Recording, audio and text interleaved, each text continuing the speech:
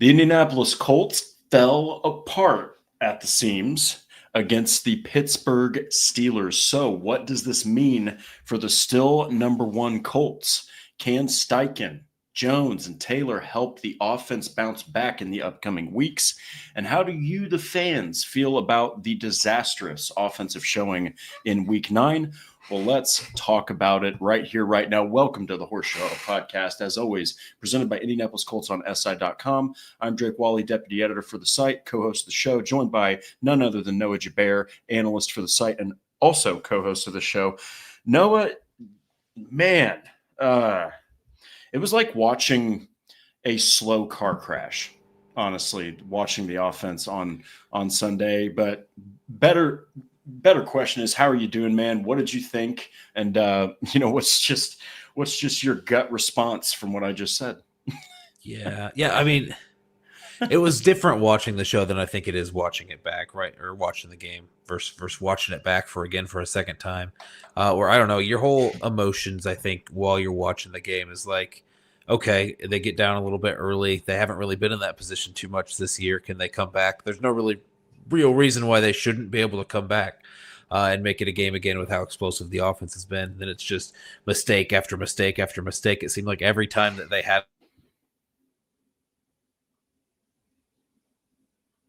score on that drive, and then you see the offense get the ball back, you thought it was going to all fall in line, and it just never did. It's not even like it was just like weird plays like that. It was the Daniel Jones interceptions. It was the muff punt. It was the strip sacks. It was these one-off plays where other than that, you're getting 200-yard games out of Alec Pierce and Michael Pittman. You're getting a lot of production there. Your defense is coming out to play. It was a weird game that was just mistake after mistake that set you back and that kept setting you back, and it just never let you back in it when otherwise it seemed like you should have. So, yeah, it's going to be a tough loss to swallow, but still you're sitting here one game before the bye week, sitting at 7-2 in a really good position. And it's the NFL. We kept talking about how not every game is going to be these big blowout wins. Not every game is going to be a win period. So yeah, there's maybe some long-term things we could talk about. I think the future outlook of the team for the rest of the season still pretty similar to what we've been talking about for the first few weeks. Yeah. It's really difficult. And when you have a game like this, after having so many dominating performances, it's really difficult to put a finger on what went wrong, because they played better defenses. I mean, they put up 29 points on the Broncos. They did a great job. If you look past just the points against the Rams, they did a fantastic job beating the crap out of a good Chargers defense. But when you talk about the Steelers, they had a lot to play for. They had come off of an embarrassing loss. They weren't getting the production out of superstars like TJ Watt and Cam Hayward, and they came to play. I even put it out on X. I said, because it was bound to happen. I was like, Colts fans really need to give this defense their flowers. They made Daniel Jones look uncomfortable as hell. They made the offensive line look like it was made of paper. Hey, man, they did an absolutely fantastic job. So, but before we even jump into it here, we're gonna hit a couple of comments here. Okay, so we'll start with Nathan Comanci. So also, guys, put your comments in the chat. We have so much to talk about. There's a select few people that I'm sure are gonna find their way in here, and they'll get their moment to shine for sure, because they kind of an I told you so episode here to a degree. Nathan Comanci says the offensive line didn't create holes for Jonathan Taylor. They got to get it together against the Falcons early in Berlin. We can just kind of we'll dive into it a little bit further, but yeah, Noah can kind of bounce off of me here. This is where Indianapolis's offense starts and finishes, is that offensive line. Noah, I'll just be very blunt. We can get away with a little bit on this channel. They got their asses kicked. Plain and simple. Yeah, and it was, I think, more, the big stats and the big plays that you're looking at are the past game where they get those strip sacks. They got some pressure on Daniel Jones, got more sacks than he's had in any game so far this season. But it was the run game, I think, that really made the biggest difference there, at least in that first half. where they were getting really dominated up front, not creating a ton of holes for JT, like Nathan says here. And then to back that up with not being able to provide a ton of support in pass protection and give Daniel Jones a lot of time to make up for those lost yards or those missed opportunities they had when they were running the ball. We've talked all year about how good this offense is at staying on schedule, and they're really good at these 3rd and 4th downs and all these conversions because they don't have that far to go. It's usually 3rd and 5 or below. But yeah, I mean, you're getting put in a lot of situations where it was 3rd and long, even 2nd and long, where you're just kind of forced to throw the ball. And if you've got, I mean, we talked a lot about the Steelers defense and how they were kind of struggling leading into this game. But then on our show on last Thursday, we were also talking about, hey, this is Alex Highsmith. This is TJ Watt. Don't pretend that they're not good players. Like they're going to Cam Hayward. They're going to come out. Cam Hayward made a huge impact early in the game with those 2 tip passes.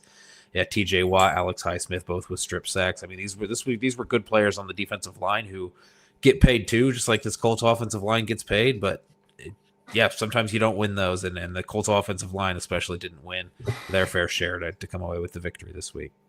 Yeah, I mean, in a nutshell, there you go. Nathan, thank you so much for your comment here. Paul Wilson says, still in first, we are just fine. And that's exactly the way that not just fans, but that the Colts themselves are looking at it. You kind of saw them in the locker room. They were very positive. They understood what the heck just happened. Even Michael Pittman said, this could be good for us. I mean, if you look at the silver lining, sure, we'll kind of dive into the game a little further, but not a good way to start off the 4th toughest schedule finish in the NFL. But I mean, at least the locker room isn't completely dejected, so that's good. And then we'll, okay. Yeah. So this is the last one. Tina Hauser says, tough day in all phases, regroup and go again next week. We have been waiting for so long to have a winning season. It's just hard to take a loss. We can bounce back. Let's go. So, yeah, guys, keep those comments coming because there's a lot to unpack. And if you guys need a safe place to vent, this is a safe place here. It's almost like it's like NFL therapy. But yeah, just to kind of jump right into it, overreaction here.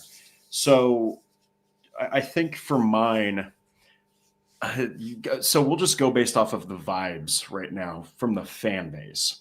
I wrote an article on the risers fallers like I do every single game. And Noah, I had said to myself multiple times, especially that Tennessee game, I was like, I can't find, it's really hard. It's a good problem to have, but it's really hard to find fallers to talk about because they were just destroying teams and they were so efficient. The game where I found the most success was against the Cardinals, actually. But in this game, I couldn't pick.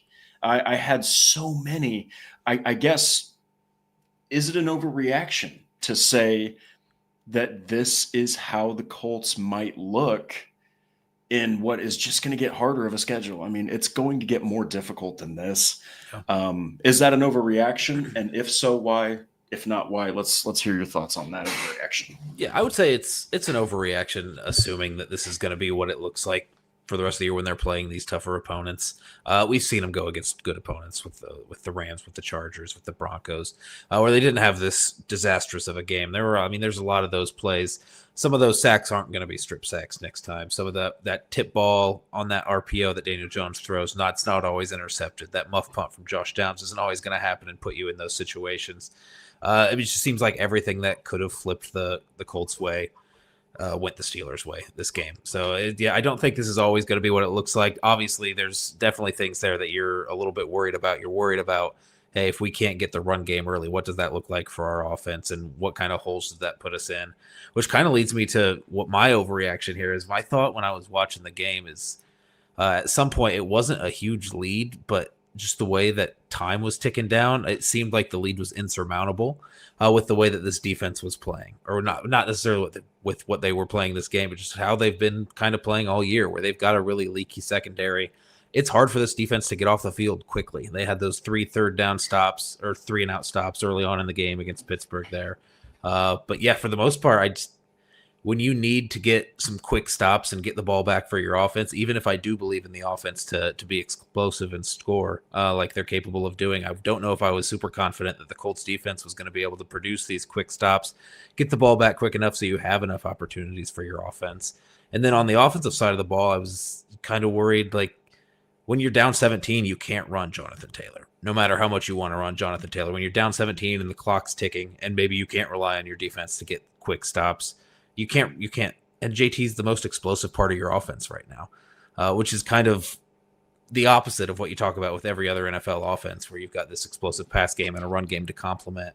I think you do definitely have an explosive pass game. We saw quite a bit of that even in this game with some deep balls to Michael Pittman and Alec Pierce and the way they were producing this game. But when you take away that threat of JT running a 76-yard touchdown in or a 40-yard touchdown in, like, this offense definitely does get one-dimensional, allows the defense to tee off a little bit, which is why I think you see a little bit of the elevated pass pressure that we were seeing in this game against the Steelers. So, yeah, I guess my overreaction is this team even built to play from behind? Can they do that? If their philosophy is throw to score and run to win, what happens when throwing to score in the first half isn't enough? Then you're still stuck in that throw to score. You're not turning to your run game.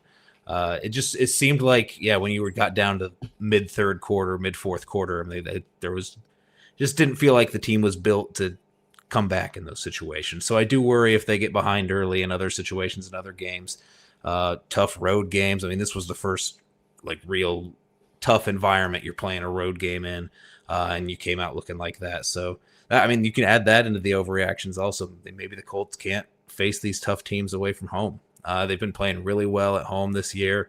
On the road has been their 2 losses there in LA with the Rams and here with Pittsburgh. So we'll see what that looks like the rest of the year. I don't expect it to be as ugly as it was because, again, like I said, every 50-50 play that made a bad play worse just made it worse for the Colts. So we'll see how it ends up going. Those 50-50 balls and those coin flips aren't always going to hurt you like they did on Sunday. But yeah, I imagine we'll see some tough games like this. And I think we saw a little bit of a blueprint of, hey, what can you do to slow this Colts offense down? Maybe getting up on a team like this is the most important thing you do. Maybe you see these coaches, if they're winning the coin toss, take the ball more often and try to score. It didn't work necessarily here for Pittsburgh. Even though that was their strategy, but even though they did end up going up, and then it was hard for the Colts to come back. So maybe you want to attack the Colts early, take away the run game early, and make them kind of one-dimensional, because even if you are a little bit scared of that passing attack and the Colts passing attack can still be efficient, if you can just kind of outpace them for that first half and you get ahead, then maybe that puts you in an advantageous position for the rest of the game. Yeah, and I like that you brought that up because it was really, you saw it happen in the Rams game. So, I know I think it was like their 3rd game of the season or something like that. So there wasn't a whole lot of tape on Daniel Jones working within the offense, but the best way to disrupt this team right now is to get them off schedule. Like get them off rhythm, have them punt early, force a turnover. There are teams and offenses in the NFL that, like you mentioned, that, dare I say, sometimes thrive when that happens. Like you got quarterbacks like Mahomes and especially Baker Mayfield. He's probably the blueprint of a guy that Brett Favre's it from behind and he's down 20 and he just goes out there and starts wheeling and dealing and, just finding the right plays to make. There's offenses that thrive in that. I think you saw it with Peyton Manning for years, but my goodness, man, when you take away the rhythm, the quick passes getting completed, a couple of bad plays here and there, the Rams really showed it, Noah. The Colts have to kind of adjust, and it's not like they can't pivot, but it's almost like, it's kind of like when you have a speech in college. You've got your outline, you've got everything written out. There's the different speakers. One guy just wings it, does great. The other guy needs to have damn near everything written out and structured. It seems like this offense, at least up to now, they've really been humming when they're hitting that structure. But when they get tripped up a little bit, it's almost kind of like, no pun intended, they fumble their game plan a little bit before picking it back up. And I mean, like I said, you saw the blueprint of it against the Rams for sure. So yeah, you saw that. I mean, when they were behind schedule, even early on in this game, it was 3rd and 11. Cool, we got that deep comeback to Alec Pierce that ended up working out. It's 3rd and 12 again. Oh, we throw it over the middle to Michael Pittman, get the first down. And that works sometimes, but you can't rely on that consistently. That's kind of going back to the whole reason that you went with Daniel Jones instead of Anthony Richardson. Anthony Richardson was better at taking those deep shots, but just by virtue of them being deeper passes, those are lower percentage plays. You don't want to have to turn to those. if you can help it. And just Colts were put in that position too many times this week. Yeah, I mean, at the end of the day, it is a little bit of an overreaction to say, that the offense can't play from behind. It's just like it's an overreaction to say this is what we're going to see going forward. But Yeah. I did have one more that I've been noticing is it an overreaction to say that Indiana Jones is done being Indiana Jones? And is he back to being the New York Giants, Daniel Jones? I have seen that, and we can just very briefly answer that because we'll get into Daniel Jones and his performance a little later. I mean, that Pittsburgh defensive front, I don't know of a more talented group, more star-studded defensive front that at any given game can absolutely destroy you. And I don't know. We'll get into it a little bit, but there were a lot of factors, I think, that did not help Daniel Jones in this game. Yeah. And I think definitely I would say overreaction, which is the point of this little topic here. So, yeah. But yeah, and I don't want to get into turnovers too many. Literally, our next header here is just the 6 turnovers and getting into those. And we'll have to break those down all individually. Obviously, Daniel Jones did account for 5 of those on the stat sheet, but we'll get into each one of those individually and kind of see what happened, what went wrong, where we should have assigned the blame for that. But obviously, yeah, the stats look bad right here. And I can't imagine that this is something that's going to be super consistent or super regular going forward in terms of just the insecurity with the ball. I mean, it was they had 4 turnovers all season, this Colts offense, or this Colts team period, put up 6 this week against the Pittsburgh Steelers in this game alone. So, and likewise, it was the Steelers defense that was top of the league in terms of creating turnovers, but the last 3 weeks hadn't created 1. And then this week come out and create 6. So turnovers are those things that are just super hard to predict, and they're not really consistent from week to week. Unless you just have a guy throwing the ball out there 40 yards on every deep ball. I think turnovers can get kind of consistent then, but the Colts offense isn't built in a way where things are really up in the air that often, and turnovers shouldn't be a super commonplace thing. So I think we'll see more often than not the rest of the way out the Daniel Jones that we saw the first 7-8 weeks of the season than here in week 9. Yeah. And I do want to address one comment before we jump into the turnovers. So this is a doozy. This is a long one from Coach Drew. Great point. The Colts get flustered when teams come to play. Stayed composed against Cardinals and Broncos, but the Rams and Steelers games both felt different. Knew they would lose by halftime. They hold it together, but not convincingly. The real criminal of the week is Steichen. 50 throws with Daniel Jones. JT had touches. Not nearly enough and the point of emphasis is the situational play calling. 1st and 10, Taylor rushes for 9, 2nd and 1. We throw a batted ball picked. That kind of play calling it cuts you off, Drew, but basically, I mean, this is an excellent comment, albeit long. But I mean, I think it was Kurt Warner before the game on NFL Game Day. I think it was him. He said the key is you gotta put as much as you can on Daniel Jones, because he even said any QB in the NFL, you ask him to throw 40 or more times, that's generally not a good thing unless you're in a shootout. I mean, Justin Herbert, he threw the ball, I think, over 50 times against the Colts. They lost by 14. Mm-hmm. Like you just can't. You ask yourself to do too much with your quarterback. There's far more happenstances that can go down. Ball gets tipped, ball gets fumbled, ball gets intercepted, an errant pass, could get tipped up by the receiver, for God's sakes.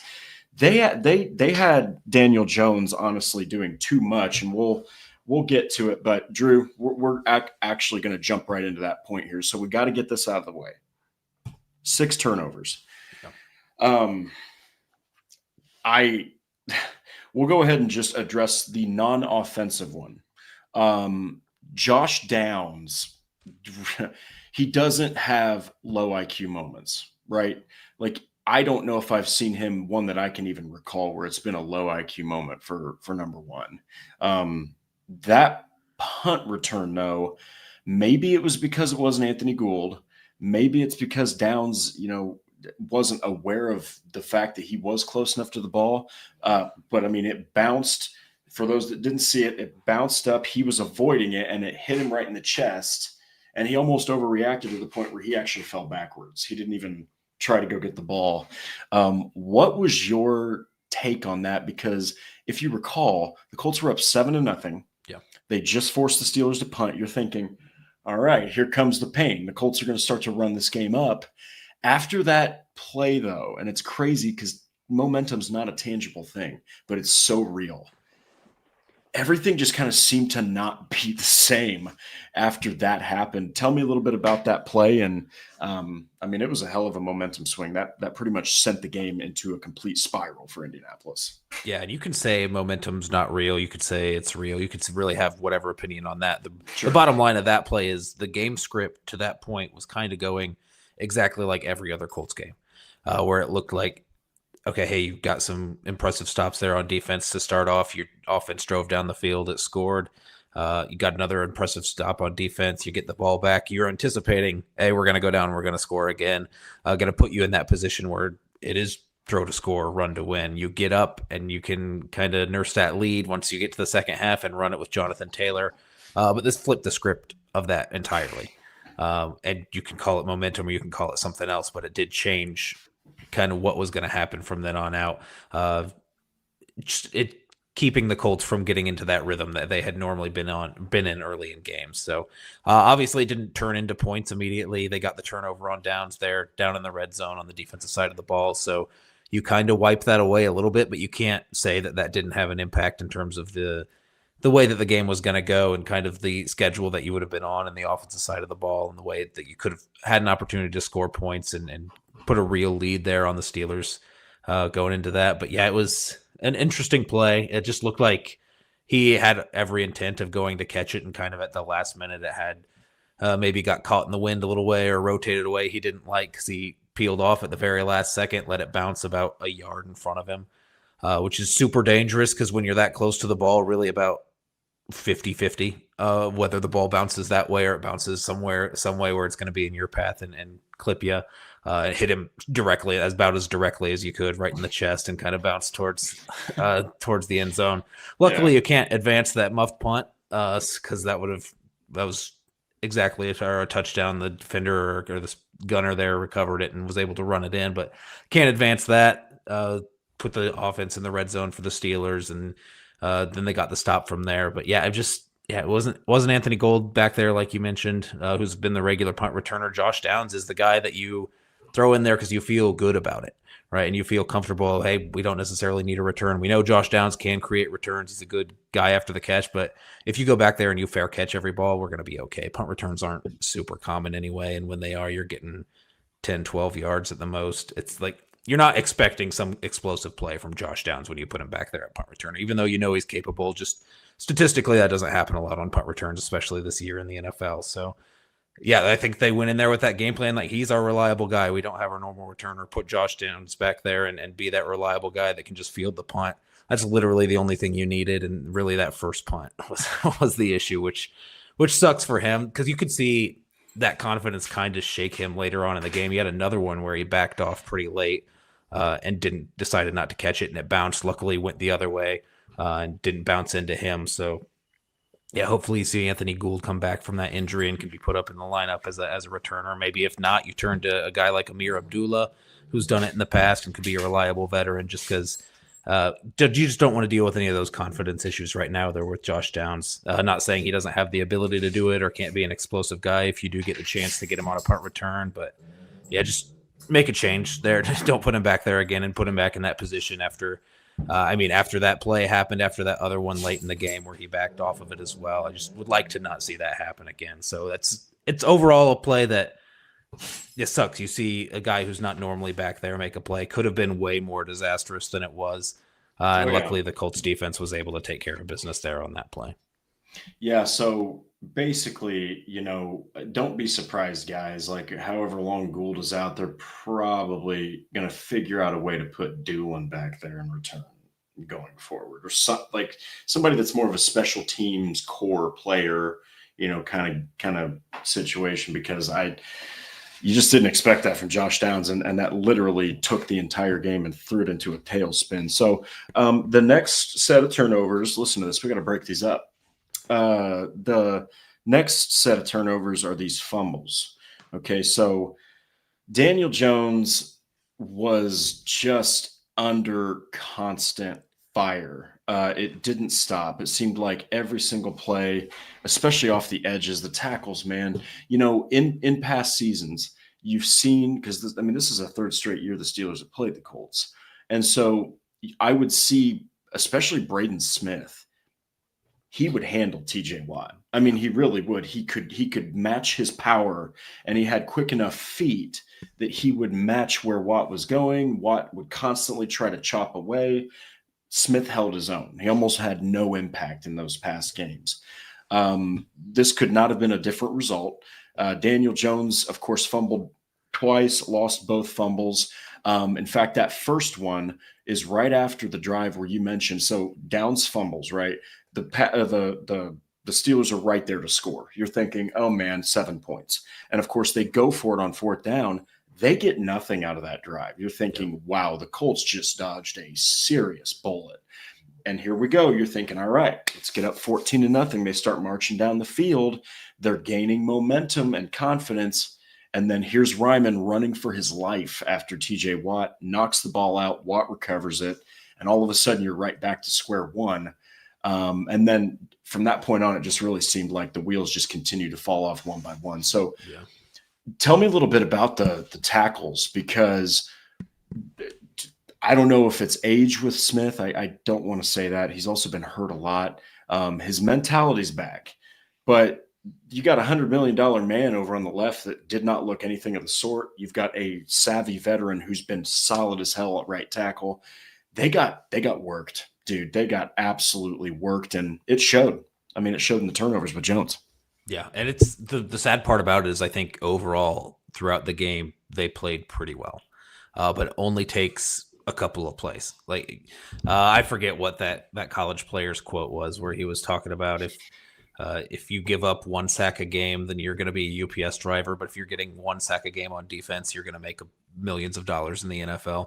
That's kind of what that's just what it was. Like, you can win day or down after down. You give up one play, and it's every play that they lost ended up being a disaster for the Colts. Right there on TJ Watt with Braden Smith. As soon as he gets around him, just a clean rip move by TJ Watt on a good right tackle, right? This happens. Like, TJ Watt's one of the best in the business at rushing the passer. He's going to have those plays where he beats you.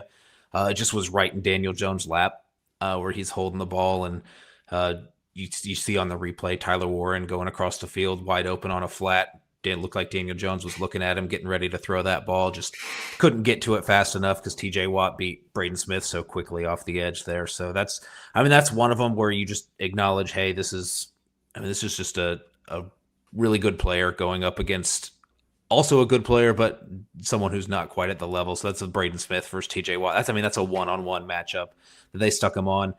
Braden Smith's not going to win literally every one of those, and you can't really expect him to. You just hope that the ones that he loses aren't the disasters like that play was. But that was, like I mentioned at the top of the show, when the Colts had a bad case scenario, it turned into a worst case scenario pretty much every time. Then you had the Braden Smith getting beat by Alex Highsmith on a strip sack. And Braden Smith Bernhard Raimann got beat by Alex Highsmith on the strip sack on the left-hand side. So you get one from both sides because they've got two good pass rushers, both capable of beating both tackles on both sides for you. And there was a couple sacks there from Alex Highsmith on that side against Bernhard Raimann. So it's difficult to say because sacks are kind of volatile in terms of whether you get to them or not. Strip sacks are even more so. If those were sacks and not strip sacks, we would be talking about a completely different game. I don't know if the result would have gone entirely the other way, but it wouldn't have been as disastrous as it was where the Colts were trying to play catch up every time. Every time the Colts tried to make some progress, it seemed like they got knocked back with something like this. So, and ball security, I guess, has been kind of an issue with Daniel Jones previously in his career, but not here with the Colts. And I don't expect this to be I just don't think it's going to be a recurring theme that we see in terms of every time Daniel Jones gets sacked, he fumbled the ball, because he hasn't done that so far this year. So I don't expect that to be the case. It's just every time the hand for the defender. So, I mean, you just have to give props, I think, to the Steelers defense here. They're going to win those matchups sometimes. You have to expect that. And when they did, they took full advantage of them. They were able to punch the ball out right there in Daniel Jones' chest from TJ Watt, and then there on the release from Alex Highsmith. Just two good pass rushers playing at a really high level and making some opportunistic plays for him. Yeah, and I will say that it's a little bit discouraging, that the tackles played so bad, especially the tackles. But it's really more of a testament, I think, to that the Steelers were on. I mean, they were absolutely on. And Patrick, I see your comment. I'm actually going to say I'm going to save that for our defensive side of the football. But there is one comment that I do have to get to real quick, and this is just to be honest. This isn't to put anyone on a stake on a fire here. But Patrick Ryan, Pittsburgh does not scare any team. Oh no, that's not even the one. Oh my goodness, I thought that I had it. Oh yeah, here we go. Okay, TJ Watt is the only good player they have on defense. Here's the reality, Patrick. TJ Watt is the most prolific player that they have on defense. That is probably the most, on paper, terrifying defensive front. I don't know if there's another one. I mean, you've got Cam Hayward, you've got Alex Highsmith, you've got, I mean, he's not on the defensive front, but Nick Herbig is an absolute sack machine. You've got Derek Harmon, you've got Keanu Benton, two monstrous defensive tackles. You've got TJ Watt. You've just got so many guys that you can just keep on throwing at people, and it all makes such a dense front to have to handle. And it's not been their defensive front per se; it's been their secondary that sucked, And it's been that Jalen Ramsey and Joey Porter Jr. and all those guys haven't really played up to speed. But we're not criticizing you, Patrick. We're just saying, and Noah can attest this too. This actually is an incredibly talented and high-profile defense. It just so happens TJ Watt's the most well-known name.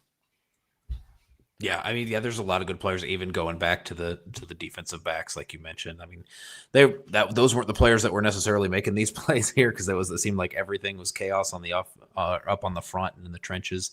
That's where the Steelers won this game, and it's not just because TJ Watt. Obviously, TJ Watt and that big play he had a huge part in it. Oh yeah. But Cam Hayward, like we mentioned, those opening drives, those pass deflections where he was able to bat the ball down. If you're not even getting a pass rush, I mean, they were definitely getting a pass rush, but if you can also add into that when the Colts are ready to get the ball out quickly and Daniel Jones is firing as soon as he sees an open receiver on his first read, if you're able to jump up and bat a ball down, then that goes a long way, and it definitely did that. And then Alex Highsmith was really drumming Bernard Ryman for a couple of plays that ended up in some huge results. So a really good defense. I mean, you've probably faced some defenses that are similar in quality in terms of the Rams defense, the Broncos defense. It's just the Steelers were kind of on a poor streak there on the defensive side of the ball, so the narrative shifted on them a little bit. But always expect good players like that and good coaching there, like you have in Mike Tomlin, to turn it around at some point in the season. Just unfortunate for the Colts, it was against them. Yeah. So we'll go ahead and knock this one out too before we continue. Like I said, Patrick, we're going to save yours for the defensive side of the ball. Paul Wilson with a $5 super chat. Thank you so much. The trade deadline is here. This year is wide open, no cap space, but I think we should go all in and get a big time impact player by tomorrow. I really wanted them, not even a bit. I don't even know if you need, here's the thing. I don't even know if you need a big time defensive player, right? Or impact player. It would probably be on defense. They do that. I really wanted Jalen Phillips. I'm not going to lie. I thought that he would be a nice addition. He wouldn't cost the bank.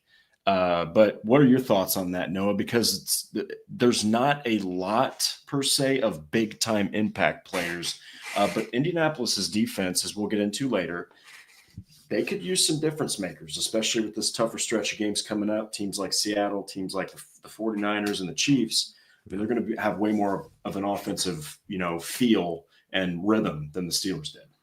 Yeah, and I just think it's hard to find a big time impact player on the trade market and what you're going to have to give up. The rumors of Trey Hendrickson, which we posted on the site of being a first round pick in terms of compensation that the Bengals are looking to give up or looking to get in return for him. But don't expect a trade like that to happen. No matter how much you think the Colts should be all in this year.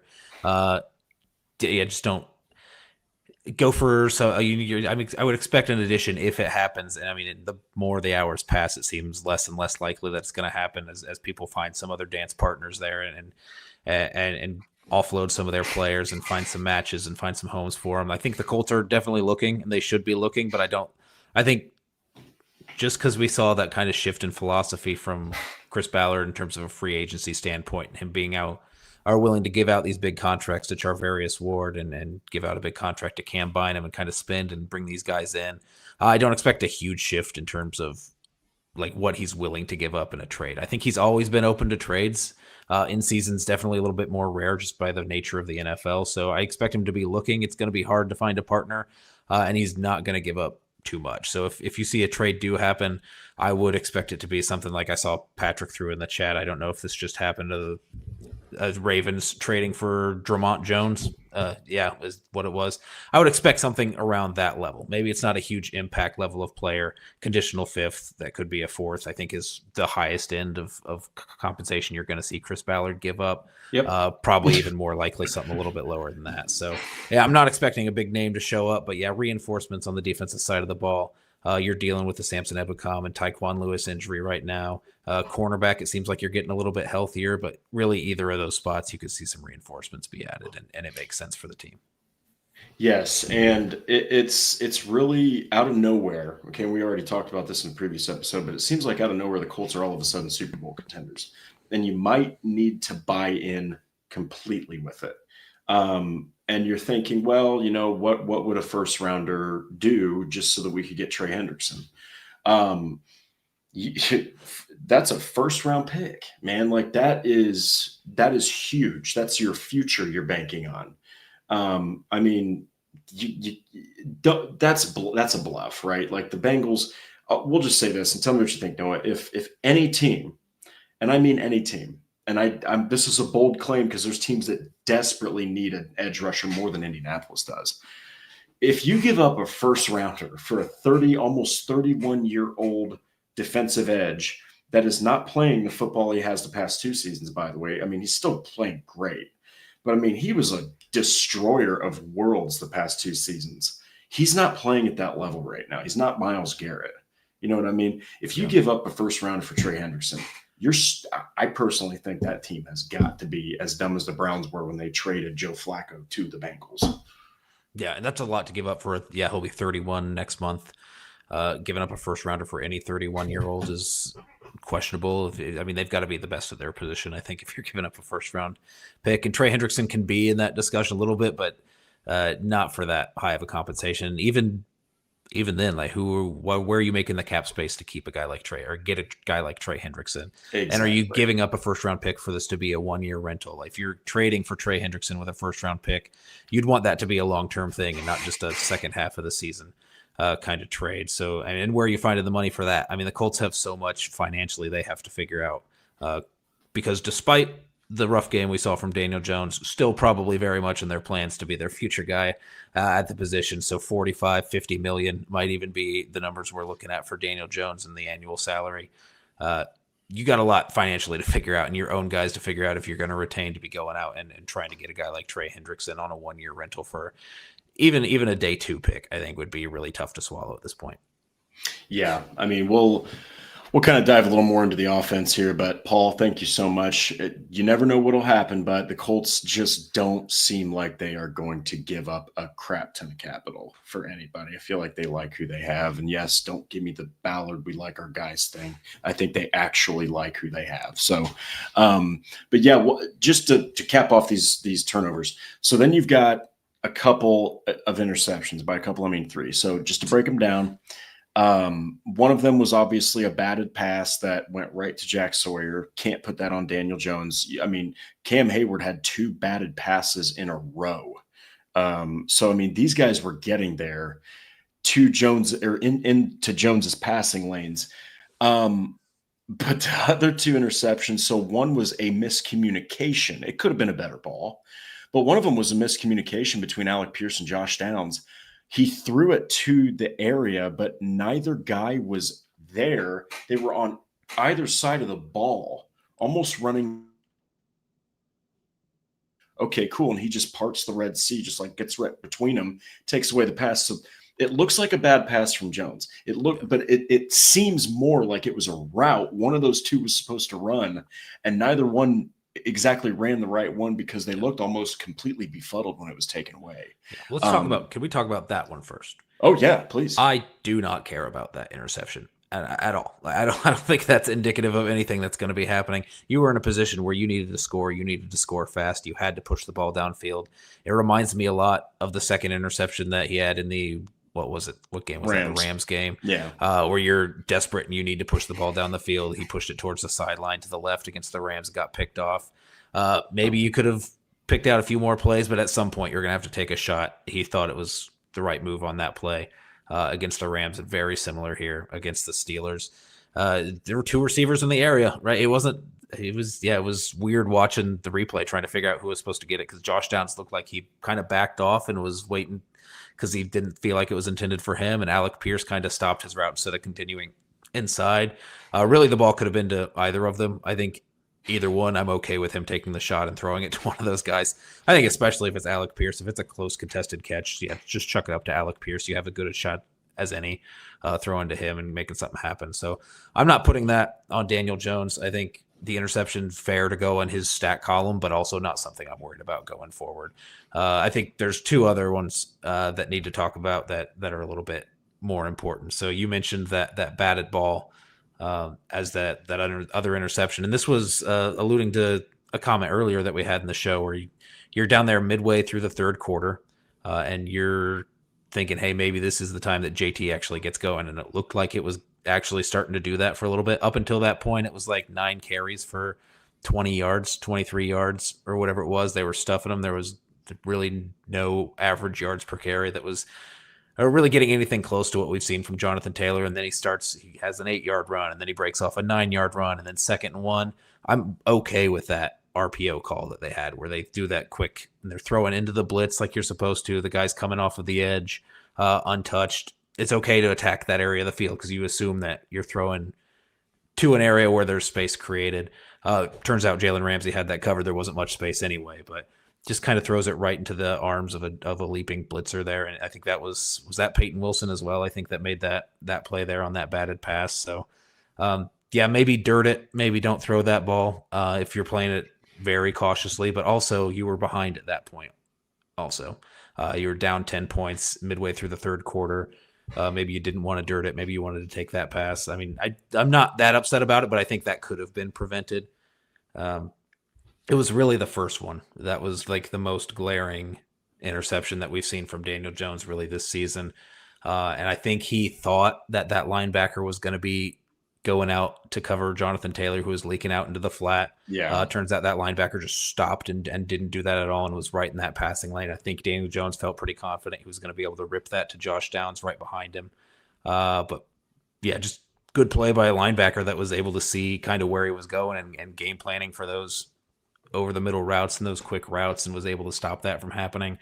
Obviously, that's the one that's like the glaring one. You're looking on film and you're like, what quarterback in their right mind would throw that ball? Daniel Jones has had another one of those early in the season where he's rolling out and tries to throw it over a linebacker and didn't think he was going to be able to make the play. So I think these interceptions he's been throwing is him, I think, underestimating the athleticism and the instincts of some of the linebackers that he's facing. So yeah, that's obviously the one that you worry about in terms of throwing over the middle in that risky area and just hoping that you can get it by a linebacker. But that's also the byproduct of a quarterback who's playing confident and feels like he can rip it into a window the second that linebacker turns his back. The linebacker just didn't in this situation. But yeah, that was a back-breaking play there to have that interception. It just kind of spiraled things off from there. Yeah, and so actually it's a correction. Jack Sawyer was the one who took the batted pass. Gotcha. But yes, the two of those really aren't 100% on Jones. You can never just not fault the quarterback when a pick is thrown. But I will say that the one where he did throw it right to Peyton Wilson, I mean, it was 5 yards in front of him. And it seemed when you looked back at it, it's like, yes, he's had the confidence to fit that ball in there. But I mean, there was such little space. You're almost asking yourself, what do you gain outside of maybe 4 yards from that? But hey, yeah. Daniel Jones had a really rough game with turnovers. The majority of them, this isn't making excuses for 17. The majority of them were not on him. They really weren't. Yeah, we'll say, so 5 turnovers went to Daniel Jones in the stat column this game. I'm willing to give him 2 maybe that should actually be marked against him that I'm concerned about going forward. I think ball security is a thing in the pocket that could maybe be improved. That TJ Watt rush, he probably should have seen that coming and maybe could have kept an extra strong grip on the ball when you see the TJ Watt barreling towards you. I think you can maybe give him a half for that. I think maybe you can give him a half for that late game interception. Maybe it's a risky throw, but you were in a situation where you had to do it. I mean, I feel like the one that was like 100% on him was that one there to the linebacker there over the middle, trying to hit that zig route. So every other one I think could have been avoided, but it just seems like every play, like we mentioned, it just went from bad to worse. When you throw a ball that's batted down on an RPO, you're like, okay, play's over. We got the incompletion there, but it bounces right back over to the other guy who came screeching off the edge and he takes it. So yeah, 2.5, I'll mark it down, which is still bad, by the way. That's still bad. It's still a bad game from Daniel Jones, the worst game we've seen from Daniel Jones, but not 5 turnover worthy bad. Yes, I do like how we put some context to that. So we're just going to go ahead and jump right into it right here. We can make this one quick. So obviously the skill players are still making plays, and we'll just highlight 2 guys here, Michael Pittman and Alec Pierce.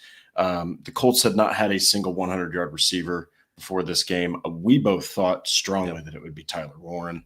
And it was interesting because the Steelers weren't too worried about Pittman. Not that they weren't worried about him, but I mean, they did not seem like they were like, okay, we got to stop Pittman and Pierce.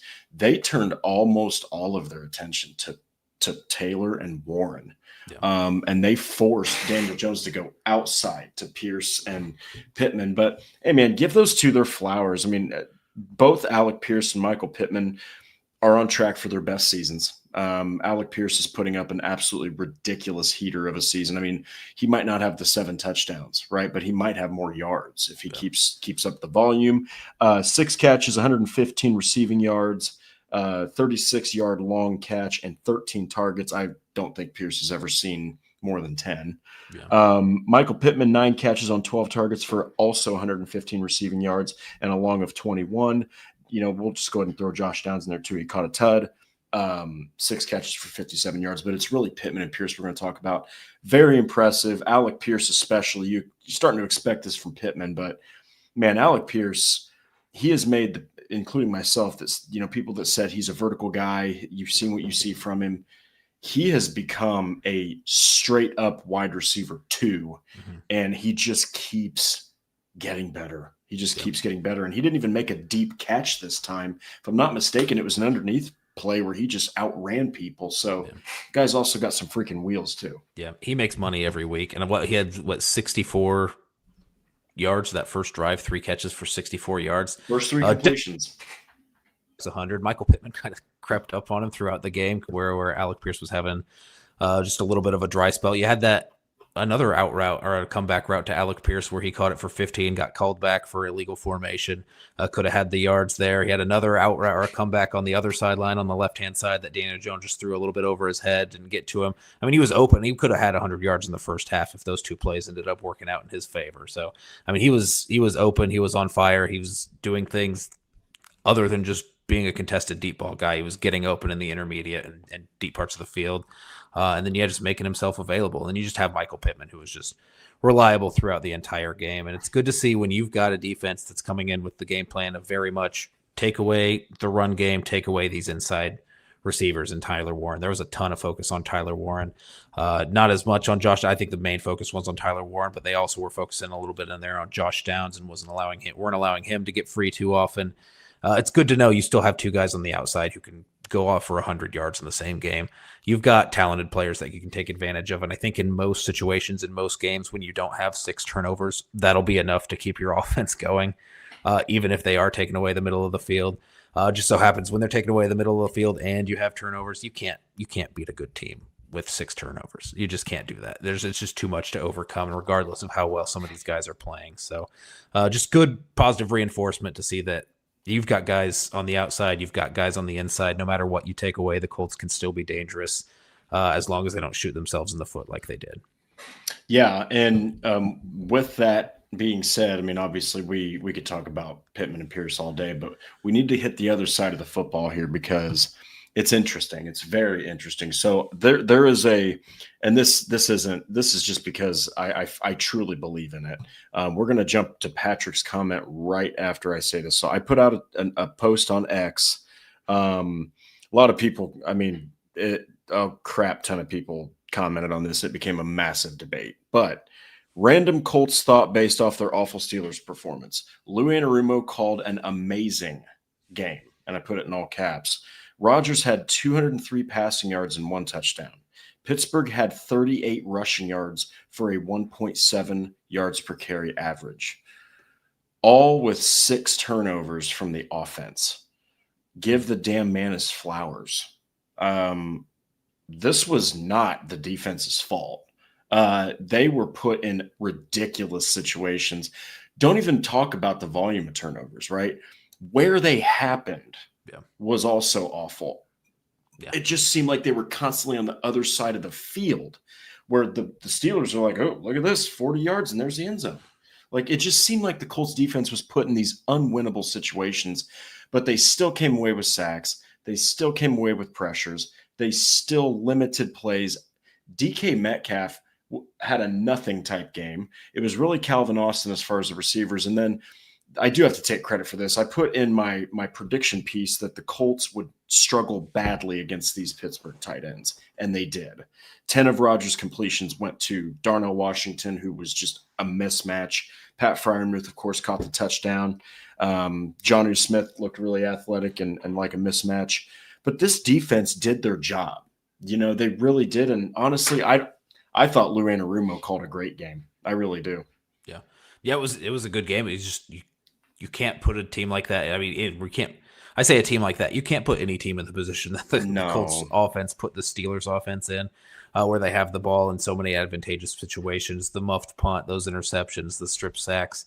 It was a short field almost every time the Steelers got the ball. So, yeah, it's tough to be in that spot. And we'll talk about, I think, the drive that really impressed me and a player that impressed me is another guy that Paul mentioned in a comment before, and that's Kenny Moore. And just the way that he came out, that red zone stop after that Josh Downs muff punt was Kenny Moore. That was Kenny Moore tackling DK Metcalf, who's massive, by the way, on that end around and stopping him behind the line or for no gain, and kind of ending that play where it was. And the very next play, another massive mismatch in terms of size where Kenny Moore's this 5'9" corner or nickel corner going up against 6'7", 280-pound Darnell Washington in the end zone. Basically a tackle. Yeah, and throws his hand in there and breaks up that ball. Those are 2 plays in a row that he dead walls them and then gets them in there to 4th down.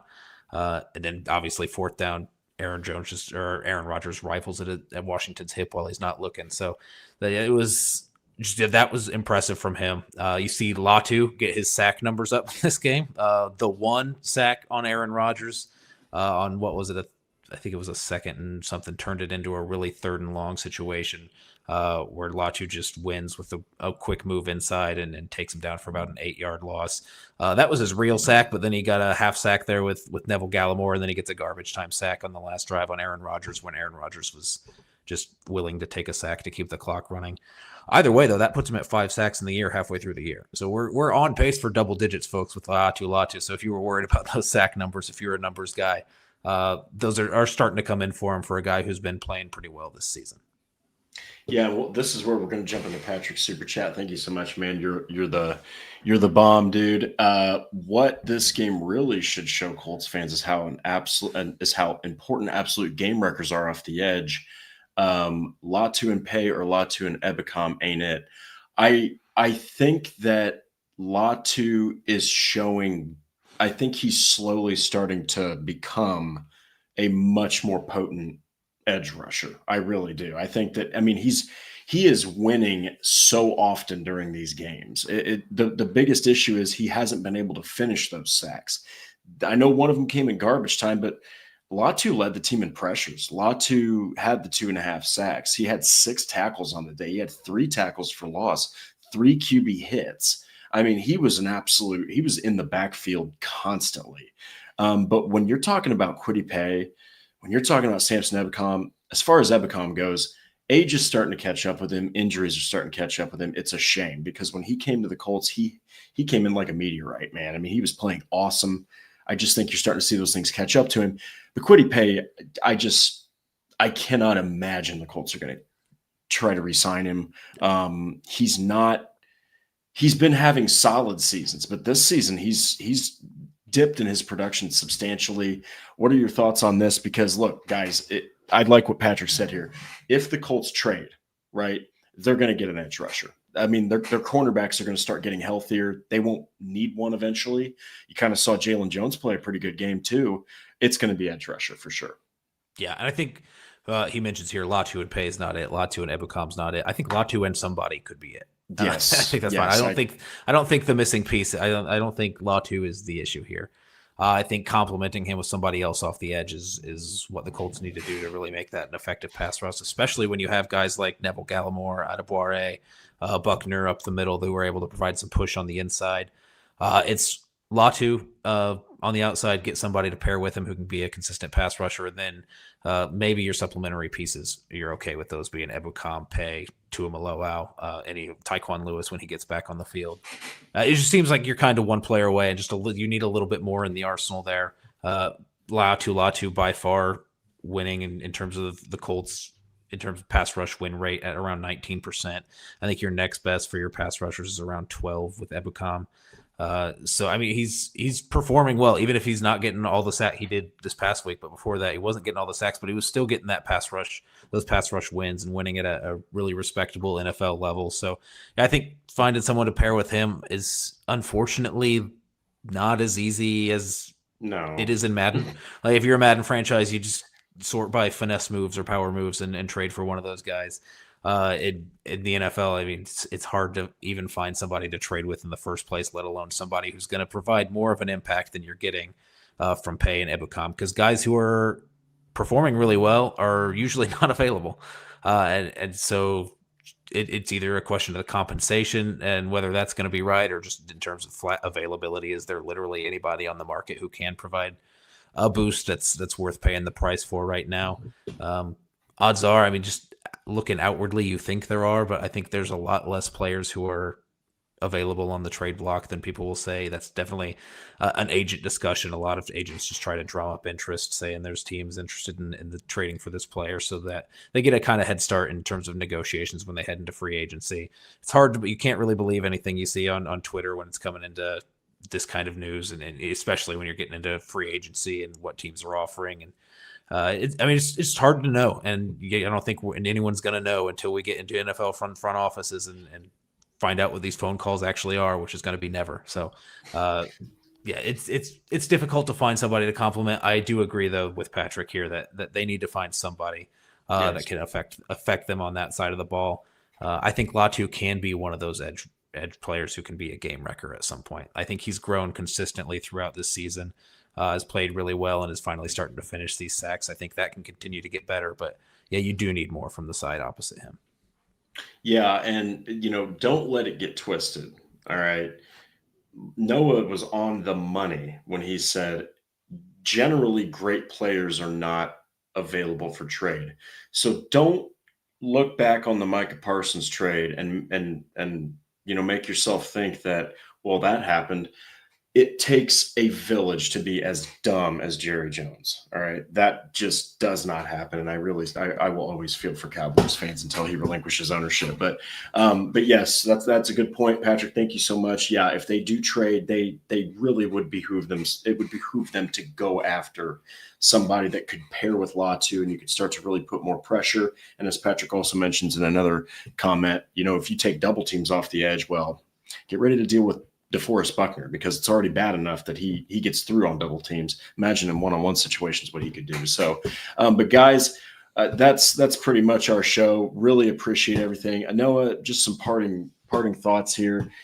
Don't let this game make you believe that this team is going to be the overreactions that we brought up earlier, that they have got so much talent. They're still number one. If they can beat the Falcons next week in Berlin, and I think it was JJ Watt that said this, if you go into the bye and you're 8-2, you're very happy. You're not worried about those losses at all, especially if you go into that bye on a win and not a loss. Yeah.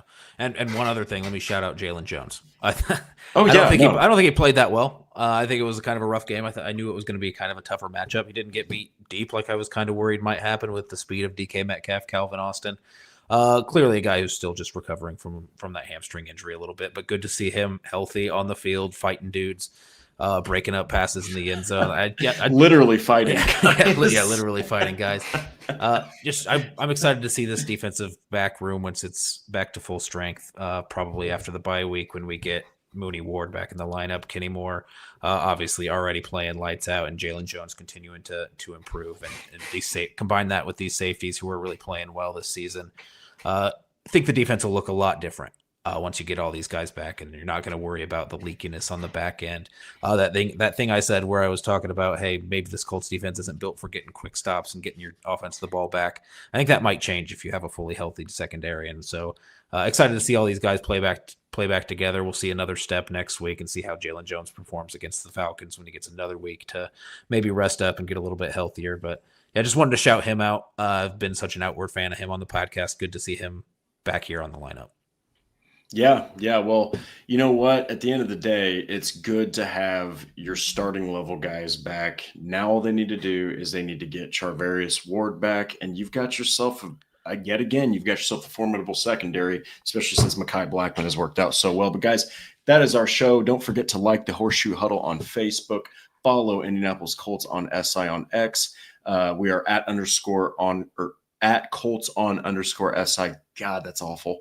Subscribe to Horseshoe Huddle on YouTube and click the bell to turn on all the notifications. If you want to listen, no problem. We are on Apple, Spotify, wherever else you listen, and so many other platforms as well. Guys, I am going to be out of town on Thursday. Noah is going to be hosting, and we're bringing a very special guest on.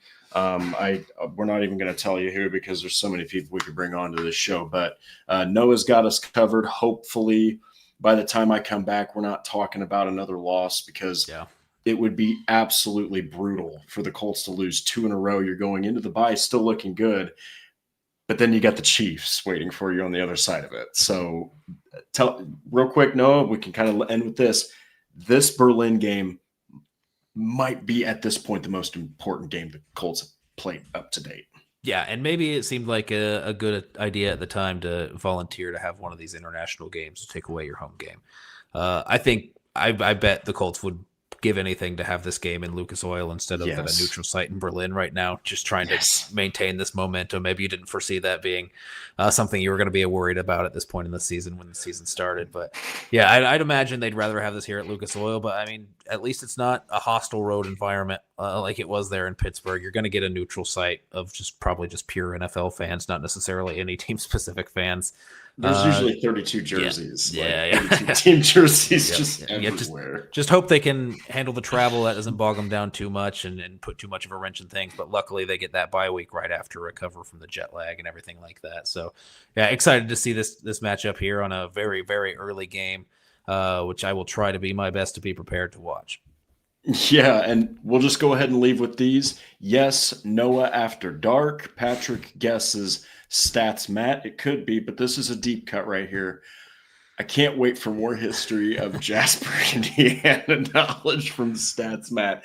Everyone have a wonderful, wonderful Monday. Go enjoy some football. Noah and our special guest will be seeing you on Thursday, and me and Noah will be right back here on Monday, hopefully talking about an international victory.